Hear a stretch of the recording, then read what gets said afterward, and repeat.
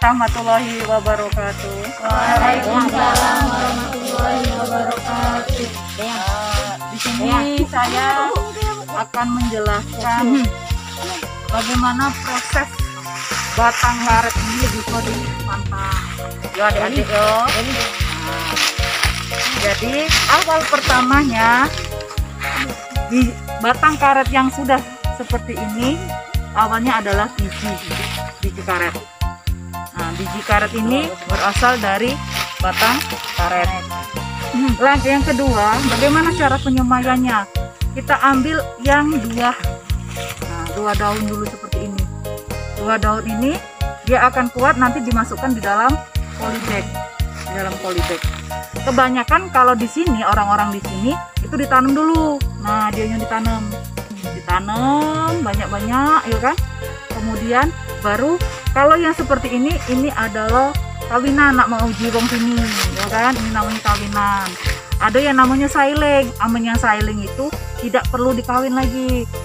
Pengawinan itu namanya ovulasi. Ovulasi itu penyambungan, ya kan? Namanya ovulasi. Nah, kemudian ini ditancapkan. Yang batang ini baru usianya 2 tahun. Yang ini 2 tahun. Ini belum layak untuk diproduksi karena ini masih berusia 2 tahun. Bagaimana penyemaiannya? Melakukan pemupukan. Dan tanaman karet itu bisa tumbuh di dataran tinggi. Dia tidak bisa tumbuh di dataran rendah. Ya, kadar tanahnya pun dia harus tanah yang keras. Kalau dia tanah lembek, yang akan menyebabkan batang menjadi busuk. Nah, kemudian kalau sudah di sini, dia mengalami proses bersihkan bawahnya, dikasih pupuk minimal dalam 1 tahun itu 2 kali pemupukan. Pupuk apa yang digunakan? Yang pertama adalah pupuk urea atau pupuk NPK untuk penyempurnaan batang untuk bisa disadap dan bisa dihasilkan hasilnya. Ya. Kemudian setelah seperti ini kita tunggu masanya itu.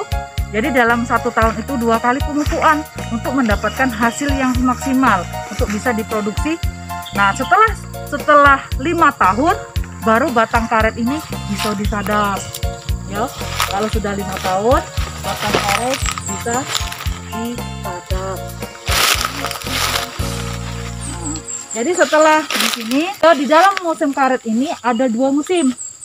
Ada namanya trek sama bahasa kita di sini, bahasanya yang Kemang SMP 600 Bayu di sini bahasanya adalah musim trek.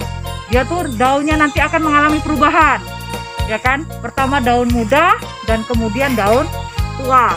Kalau daun muda itu nggak ada getahnya, benar nggak Mbak?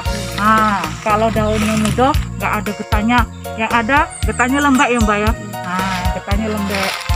Tetapi kalau dia daunnya tua, dia getahnya banyak dan menghasilkan getah yang keras, bener nggak Mbak? Nah, seperti itu kira-kira. Jadi proses daripada penanaman bibit karet ini tidak spontan, dia mengalami proses selama 5 tahun. 5 tahun baru bisa disadap. Itu pun kalau perawatannya rutin saja, tidak dirawat, tidak dikasih pupuk, 5 tahun juga tidak bisa dihasilkan produksi. Jadi dia bisa dihasilkan produksi apabila mengalami namanya pemeliharaan selama 5 tahun. Itu berarti 2 kali 1 tahun itu 2 kali pemupukan. Berarti kalau 5 tahun itu berarti berapa kali pemupukannya? Berarti 10 kali pemupukan. Pupuk yang dipakai yang pertama adalah pupuk urea, yang kedua adalah pupuk NPK. Ya, mungkin itu untuk tahap proses daripada penyemaian dan proses pemeliharaan batang karet di tahap awal. Untuk setelah usia 5 tahun, langkah yang kedua yaitu batang ini siap untuk diproduksi, bisa diambil hasilnya. Inilah batang karet yang sudah di usia 5 tahun, di mana dia mempunyai bibit unggul. Nah, bibit unggul. Bisa kita lihat anak-anak di atas. Ini namanya proses penyemaian ganti yang saya bilang tadi, 2 musim, yaitu musim gugur. Seperti ini keadaan karet kalau di musim gugur ini yang akan nantinya mendapatkan hasil yang tidak maksimal karena karet getahnya itu akan lembek, benyek. Nah, dia tidak keras. Ini karena gugur, daunnya kembali ke mudah lagi. Ini. Nah, ini usia 5 tahun siap untuk disadap dan diambil hasilnya.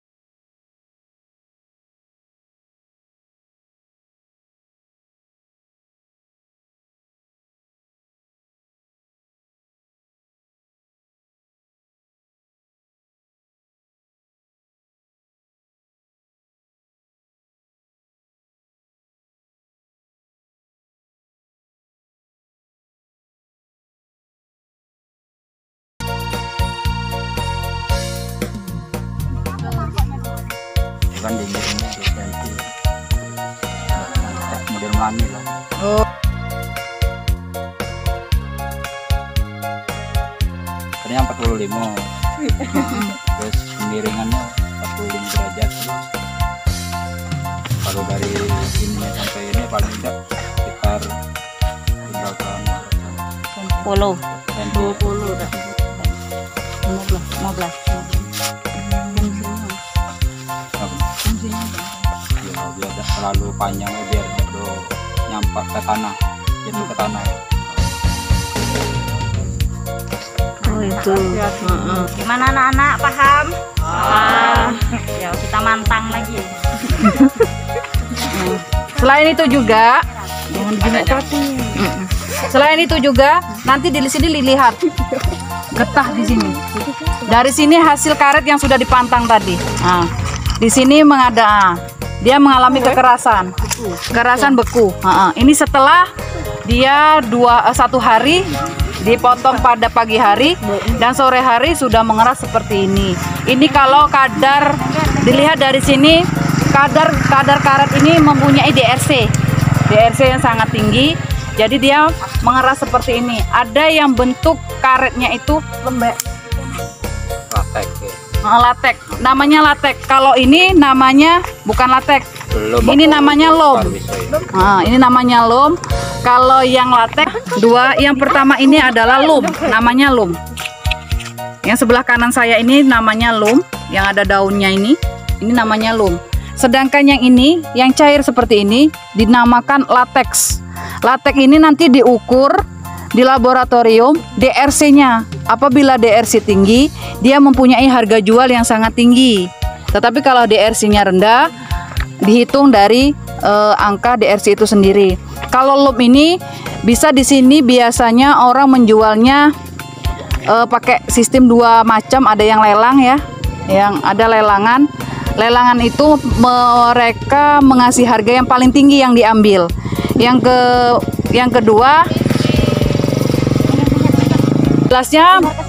jelasnya beda harga jual dari jelasnya mempunyai perbedaan dari latex daripada yang sudah berbentuk loam ini, mempunyai perbedaan dari segi harga. Dari harga sudah mempunyai perbedaan, apalagi kualitas daripada hasil karet itu sendiri. Manfaatnya ini biasanya latex ini diproduksi untuk pembuatan kondom. Kondom atau sarung tangan. Biasa dibuat sarung tangan yang berbentuk latex seperti ini. Ini namanya latex. Ini biasanya diproduksi, dikelola menjadi sarung tangan. Ini yang hasilnya seperti loam ini biasanya dikelola menjadi bahan-bahan karet seperti ban motor, ban sepeda, sepatu, bisa jadi bisa kulit sepatu, bawahan sepatu diproduksi seperti itu. Jadi dari pemanfaatannya pun beda, dari hasil jual pun sangatlah berbeda. Dari penjelasan Lele tadi, ada yang mau bertanya ndak masalah batang karet itu diproduksi kapan? Dari yang sudah dapat hasilnya, yang dari yang belum netes sampai sudah netes di mangkok itu, sampai dengan sudah jadi beku. Ada yang mau bertanya nggak? Le, yang cair namanya apa? Kalau yang cair ini namanya latex. Bisa dikelola untuk sarung tangan, bisa kan, biasanya lo di pabrik itu kan. Kalau yang beku namanya apa, Le? Kalau yang beku ada yang menyebut belum ada juga bolkar apa ya. Kalau di pabrik kan. Ya, sudah. Harganya ada lagi. Harganya berapa, Le?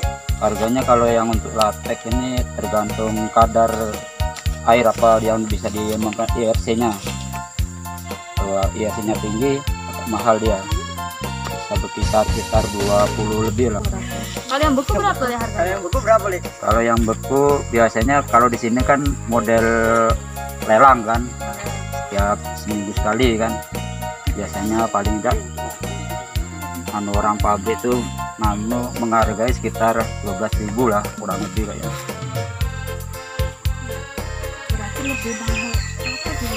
Berarti lebih mahal latex ya, Le? Ya, karena latex ini kan kadar airnya sudah diteliti, sudah pakai alat ya kan. Jadi kadar airnya tahu dia kan. Kalau yang belum ini masih campur air dia.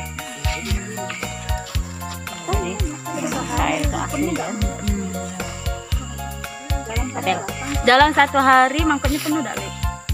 Kalau untuk biasanya seperempat lah, apa separuh lah paling banyak kalau satu harinya. Full itu berapa, Le? Berapa hari? Seminggu berapa tuh? Kebanyakan ya 3 hari lah. Tergantung perawatan batang karetnya juga. Kalau pemupuannya teratur bisa dia 2 hari sudah penuh bisa. Ya. Seminggu dapat berapa, Le?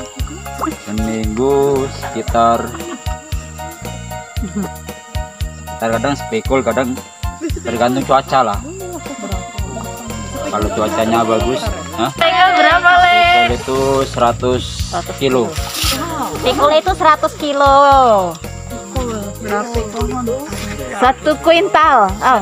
Dengan luas karet Itu 100 kilo atau 1 kuintal. Dalam matematikanya ya. Kan? Ayo, silakan. berapa satu pikul itu berapa luas karetnya? Dalam 1 pikul berapa luasnya? Sekitar 1 hektar. 1 hektar itu sekitar 700 batang lah, hampir nyampe.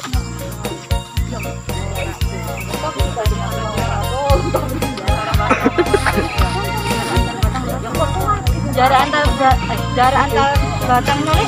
Itu cara penanaman jaraknya sekitar kebanyakan pakai 3-4.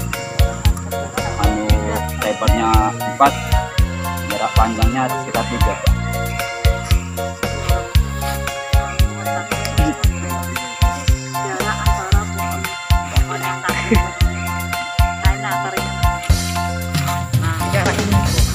Jarak antara batang ini dengan ini sekitar 3-4 meter. Jadi untuk mendapatkan hasil yang maksimal. Tuh batangnya.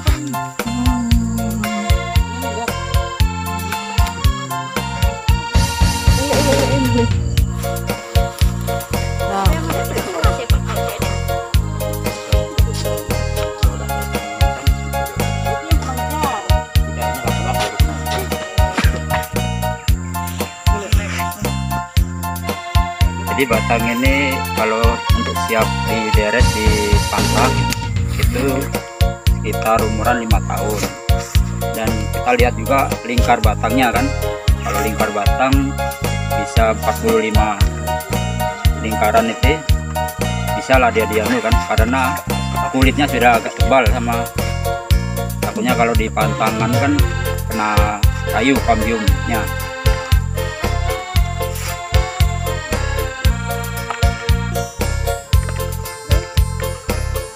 Terima kasih atas penjelasannya. Semoga